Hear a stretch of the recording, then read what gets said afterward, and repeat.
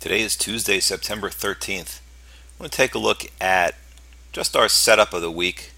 There's really nothing special about it. It's just some good technicals, nice setups to watch, and let's just dig right in. This is Allstate Corp, an insurance company. You can see the trend from the beginning of the year.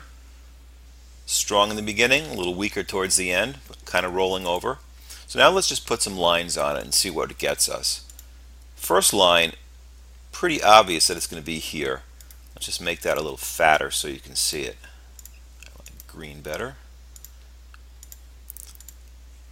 Alright, you can see resistance here turns into support here, and right now it's trading just below that line on this day where the Dow is down 250 already.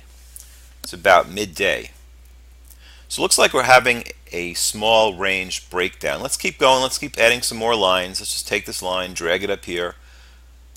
Now this is nice. I ignored the peak here, and you have this and this and that. That is the rally before this big gap down last summer. So that's a pretty strong resistance. Obviously the stock failed there.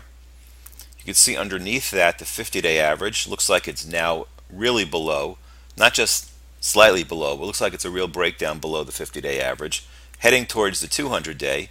And let's drag another line, copy this.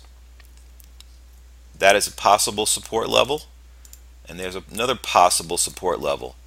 So the question is, where's it heading? Of course, no one has the answer to that, but let's zoom in a little bit, see if we can get some clues as to what might happen.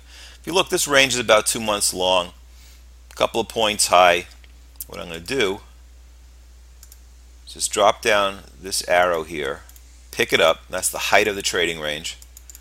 Oops. Pick it up from the breakdown point. Now it happens to coincide with this support level we drew earlier. So I like this as the first target. Let's get a label on it so you can see where it's drawn. 66.5, 66.60 in that area. 200-day average will be coming up to that area, I guess, in 2 or 3 weeks. So that's the first target I'd look for in this stock. It's not a tremendous amount, but it's something. If you're a short-term trader, it's not bad. Alright, I'm going to zoom out a little bit now. Do we have a chance at getting to the bottom here at this level? And the answer is, of course, there's always a chance, but you have to see what happens when it gets to the first support.